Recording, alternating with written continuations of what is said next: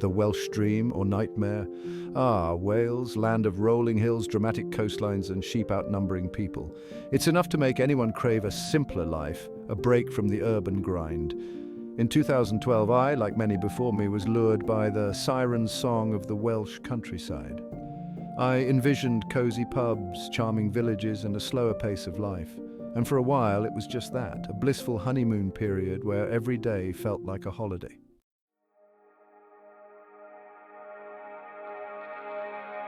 From elation to disillusionment. But as with any honeymoon, the rose-tinted glasses eventually come off.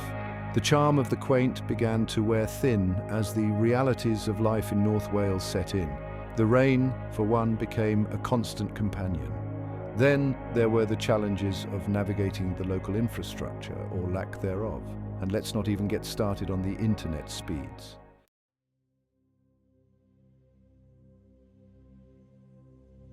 A land of contrasts. Now don't get me wrong, Wales is undeniably beautiful. The scenery is breathtaking, the air is fresh, and the people, for the most part, are friendly. But living somewhere requires more than just pretty views. It demands a certain level of practicality, of functionality, of, dare I say, sanity, and that's where North Wales, I'm afraid, falls short.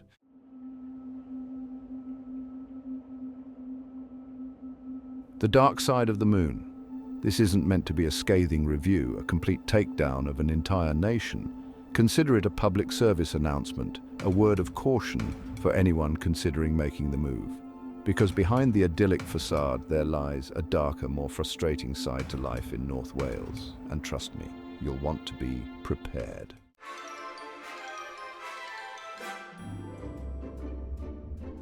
Let's start with the elephant in the room, or rather the rain cloud permanently parked over North Wales. You know that idyllic image of a cozy cottage with smoke curling from the chimney? Charming, right? Well, that smoke is usually the result of someone desperately trying to dry out their damp socks for the third time that day.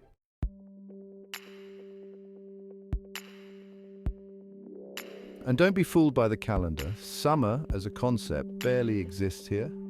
Sure, you might get a few days where the sun makes a cameo appearance, but more often than not, you're looking at grey skies, drizzle, and a distinct lack of warmth. Forget sunbathing and barbecues. Pack your raincoat and a good book.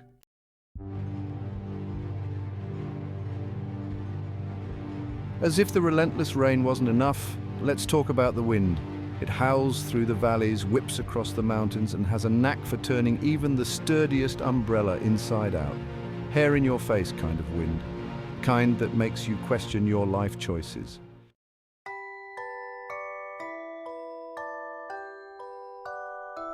The Great Welsh Housing Hunt. So you've braved the elements and decided North Wales is the place for you. Fantastic! Now comes the fun part, finding somewhere to live. Prepare yourself because this is where the real adventure begins. Finding a decent, affordable place to rent or buy in North Wales is about as easy as finding a Welsh dragon willing to share its hoard.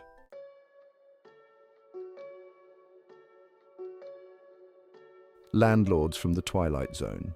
And then there are the landlords. Now, I'm sure there are some lovely, upstanding landlords in North Wales, but in my experience, they seem to be outnumbered by those who operate in a realm of their own, somewhere between dodgy used car salesman and pantomime villain. You'll encounter the types who consider a fresh coat of paint a major renovation, the ones who view repairs as a suggestion, not a necessity, and the ones who seem to think the tenancy agreement is just a piece of paper they can interpret however they see fit.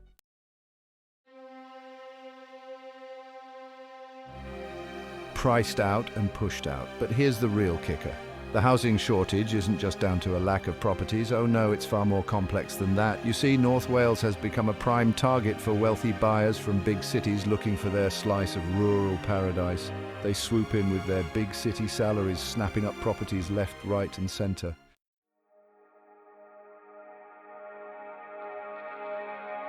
Holiday homes. And what happens to these properties?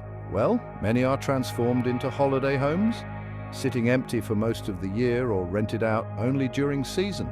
Local families, meanwhile, are left struggling to find somewhere to live priced out of their own communities. It's a tale as old as time, or at least as old as the second home boom.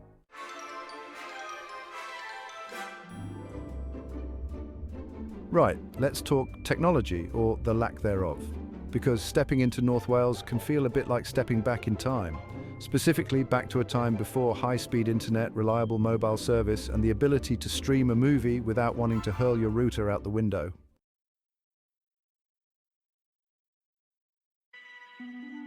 Now, if you're a digital nomad, someone who thrives on the freedom of working from anywhere, I have one word for you: don't. Because trying to hold down a job that requires even a semi-decent internet connection in North Wales is an exercise in frustration. Imagine, if you will, trying to upload a large file while a snail attempts to outrun a glacier. It's like that, but with more swearing.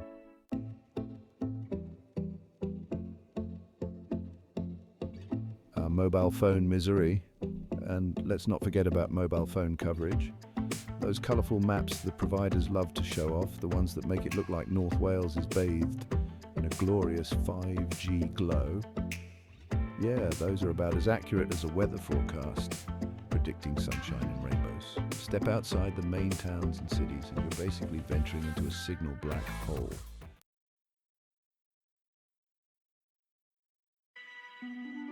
Lost connections and missed opportunities. This lack of connectivity isn't just an inconvenience, it's a real barrier to economic growth and opportunity. Businesses struggle to operate effectively, entrepreneurs are stifled, and anyone hoping to work remotely is left tearing their hair out. It's the 21st century, people. Surely we can do better than this. Getting medical care in North Wales is like trying to find a dragon. Mythical and elusive. You might have better luck finding a druid to cure you with some mystical herbs than getting a timely appointment. Emergency dentists don't seem to exist here. Or they're so well hidden that I haven't found one in 12 years of living here. Nighttime. Emergency. The waiting room feels like a time portal. By the time you see a doctor, you might be living in the future.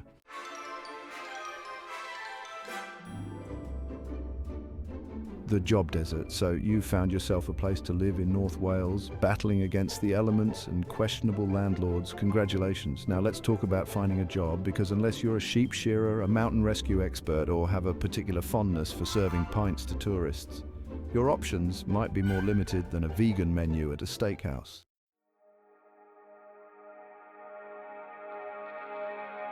Minimum wage, maximum effort.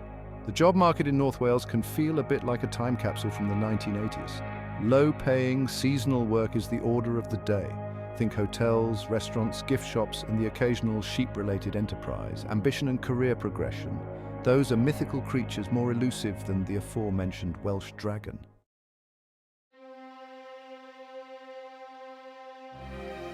A brain drain on the brain. This lack of opportunity has led to a mass exodus of young people, fleeing North Wales like rats from a sinking ship.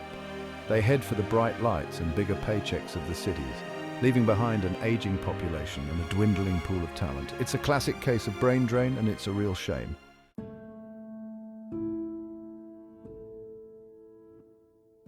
Trapped in paradise, so you're stuck in a low-paying job, surrounded by stunning scenery. You might start to feel like you've stumbled into a bizarre, beautiful prison. The cost of living might be lower than in the big cities, but when your wages are barely enough to cover the rent and the occasional pint of local ale, it's hard to appreciate the view.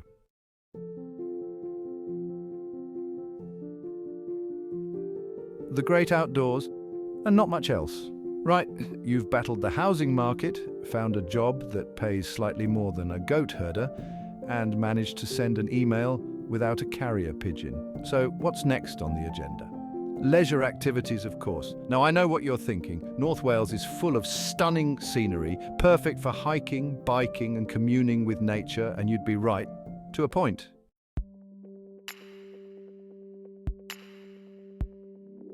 Where playgrounds fear to tread.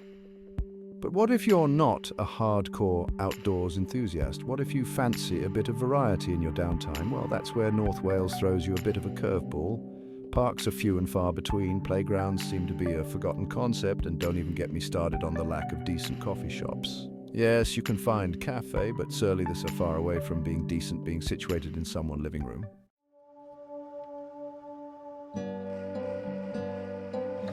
Silence is golden, especially after 10 p.m. And as for nightlife, let's just say it's more of a night sitting in the pub wondering if anything will be open after 9 p.m. kind of situation. If you're after all-night raves, trendy bars, or even just a place to grab a late-night bite to eat, you're better off heading to the nearest city. Just make sure you can come back, as traveling in Wales could be difficult, especially at night.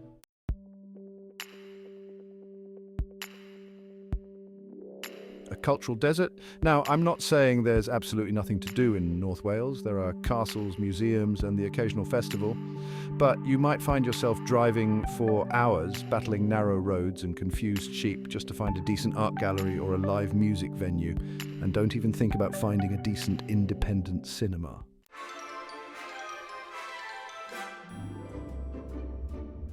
Let's talk about local people. Are they friendly? Mostly, yes, but they tend to live in small, close-knit communities. Older people, especially those in West Wales, often haven't travelled much.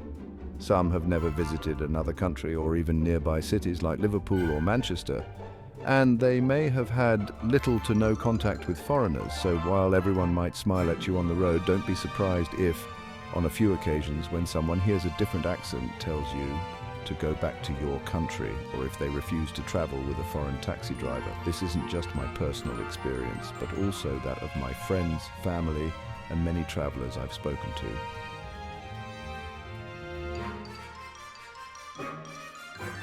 The A55, scenic route or parking lot. Let's talk transportation, shall we? Specifically the A55, North Wales's answer to a motorway, and by answer I mean that one friend who always promises to help you move but then gets stuck at work when you actually need them. It's a scenic route, I'll give it that. But scenic only gets you so far when you're stuck behind a caravan moving slower than a snail in a heat wave.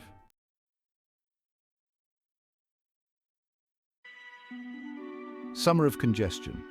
During the summer months, the A55 transforms into a car park with spectacular views. Tourists flock to the region, their vehicles clogging up the road like cholesterol in an artery. You'll find yourself yearning for the days when your biggest worry was finding a parking space at the supermarket. At least then you could get out and walk.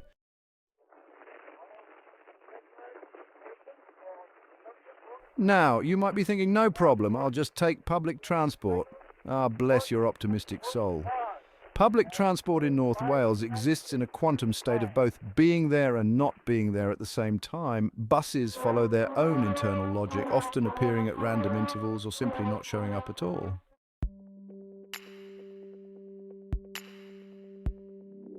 Trains, while slightly more reliable, aren't without their quirks. Be prepared for cancellations, delays, and the occasional herd of sheep blocking the tracks. And good luck getting anywhere quickly.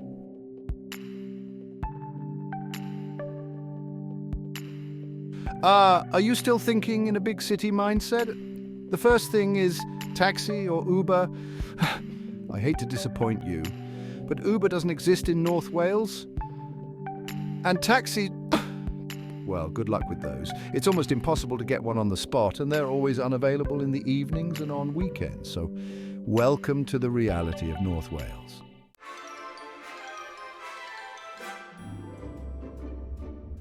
So, unless you enjoy the thrill of the unknown or have a particular fondness for sheep-related travel delays, a car is pretty much essential in North Wales, but even then it's not all plain sailing.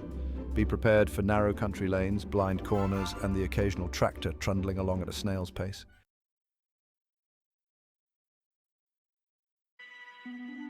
Lost in translation, literally. And then there are the road signs. Now, I'm all for preserving local languages, but when you're driving along, trying to decipher whether you're heading towards a picturesque village or a sheer drop into the Irish Sea, the last thing you need is a sign that looks like it was written in Elvish. It's like a game of linguistic roulette, and the stakes are your sanity.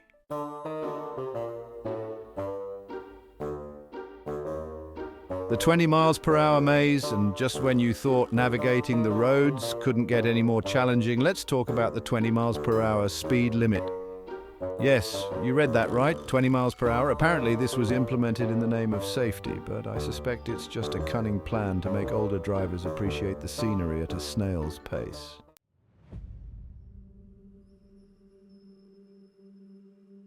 the need for speed, or at least a slightly higher speed limit. Now, I'm all for safety, but there's something utterly soul-destroying about driving through stunning countryside at the same speed as a moderately fit cyclist. It's enough to make you want to break free from the asphalt jungle and embrace the ancient Welsh tradition of sheep rustling, just for the adrenaline rush.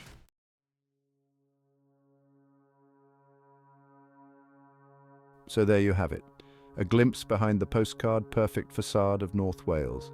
A reality check for anyone considering swapping the hustle and bustle of city life for the tranquil embrace of the Welsh countryside. It's a land of undeniable beauty. Of that, there's no doubt. But it's also a land of contradictions, of frustrations, of challenges that can test the patience of even the most ardent nature lover.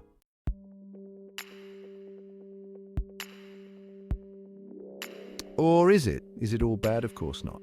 There's a certain charm to the slower pace of life, to the sense of community that thrives in these rural villages. But it's a charm that comes at a price that involves sacrificing convenience, opportunity, and perhaps even a little bit of your sanity.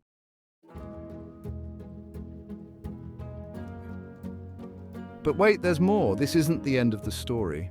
Because despite all its quirks, its challenges, its ability to drive you to the brink of a technology-induced meltdown, there's a reason why people choose to live in North Wales. And in part 2 of our epic Welsh adventure, we'll explore the other side of the coin, the positive aspects, the hidden gems, the reasons why, despite it all, some people wouldn't want to live anywhere else.